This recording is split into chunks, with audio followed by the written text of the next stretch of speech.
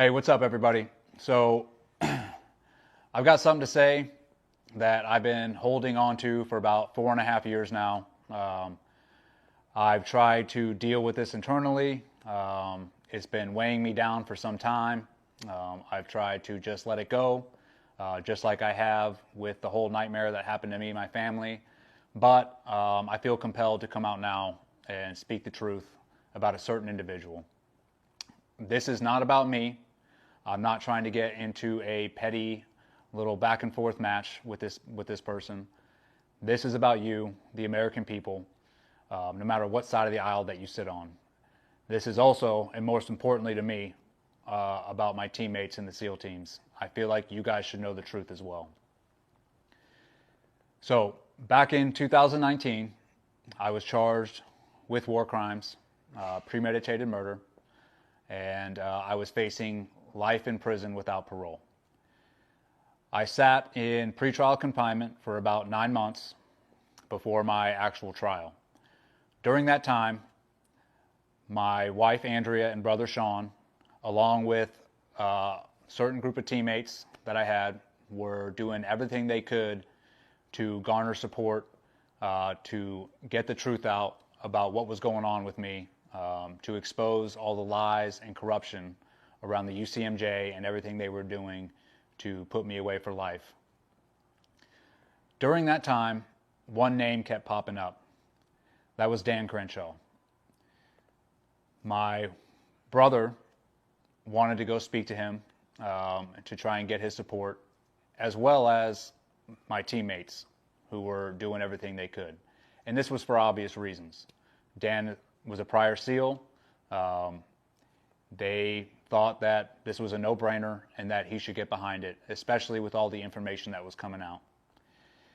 So, my brother, who lives near D.C., was going to Congress almost on a daily basis, knocking on every congressman's door on both sides of the aisle, trying to get them to look at what was really going on and get their support.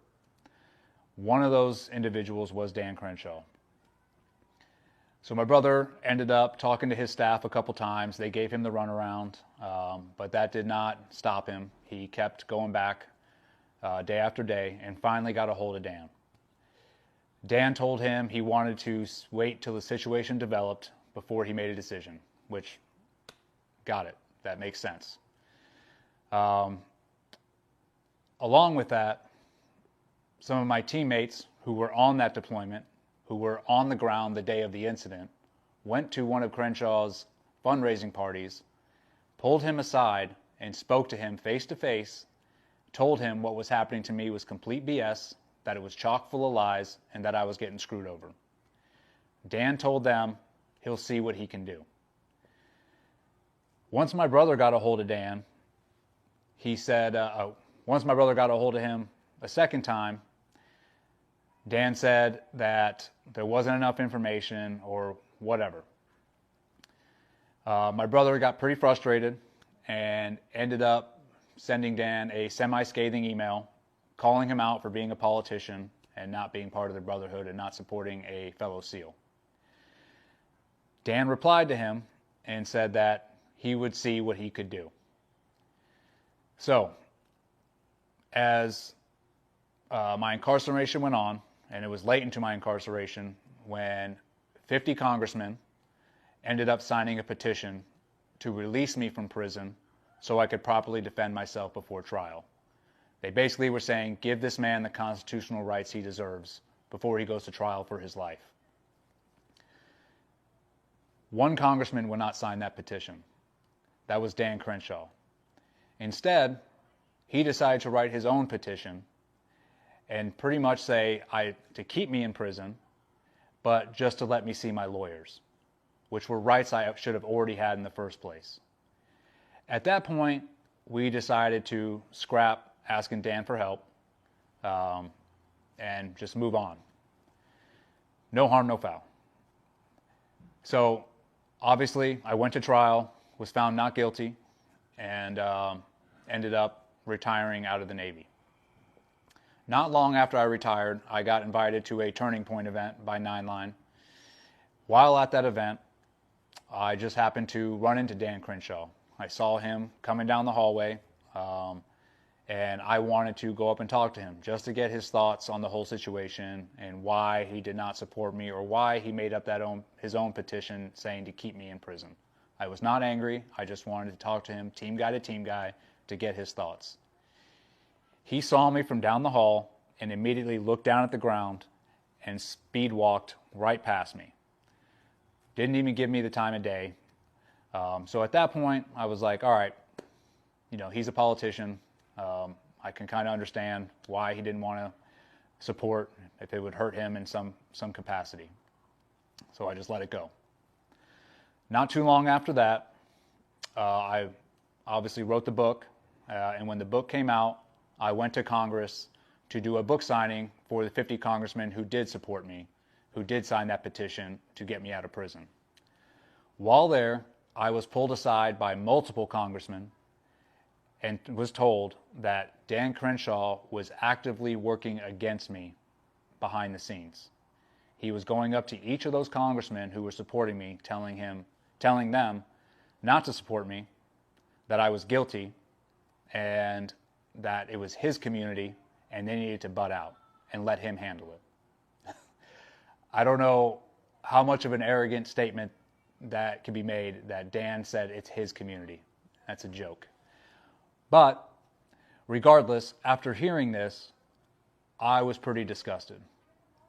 It's one thing to not support me and just to back off and not do anything.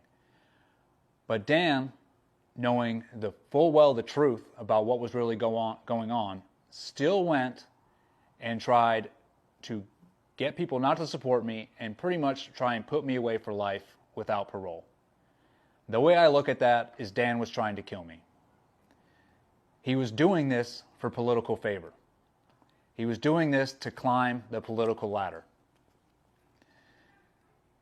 The reason I'm putting this out right now is because if Dan Crenshaw is willing to lie, to gain favor with other politicians, to climb that political ladder, and pretty much throw somebody away for life, what do you think he's doing to the American people? This man cannot stop lying. And I'll give you some examples. Recently, David Goggins was on a podcast with my good friend Aaron Singerman. I listened to the podcast. I listened to him expose Dan for who he really is. After I listened to the podcast, I DM'd Dave Goggins and said, great job on exposing Dan, only because I know the truth about him and what he did to me. Now, I had no communications with Goggins before this. Me and him really did not know each other. But after I sent him that DM, he then sent me a text message back. And after I read it, this is what really compelled me to come forward and do what I'm doing now. And I'll read you the text. And this is from Crenshaw to Goggins. Hey man, listen to your Rogan podcast, good shit. I had no idea about any of that shit with that Team 6 guy making YouTube videos about you and all that. Again, sorry if I made it seem like I was ever in that category. I am not. I wouldn't have tried to get you to speak at my events if I didn't respect you and your message. Like you, I've been in the public eye since about 2018 and understand very well how people will climb over your back to get higher, get more clicks, and get a little more famous. Pieces of shit like Eddie Gallagher have tried to do that at my expense, after I tried helping him get out of prison. That should never happen between team guys. God bless and Happy New Year. So, this text message is chock full of lies, which is not surprising. Dan sent this to Goggins after Dan himself was on a podcast talking trash on Goggins. And he is telling Goggins that he tried helping me get out of prison. Again, this man can't stop lying. He'll say whatever it takes to get people on his side and then do the opposite behind the scenes. This has been a repeating pattern of his since he's been in office. Now, I also have some documents here from my brother.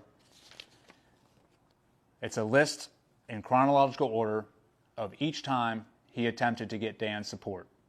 He also has emails in here to Dan asking him for his support.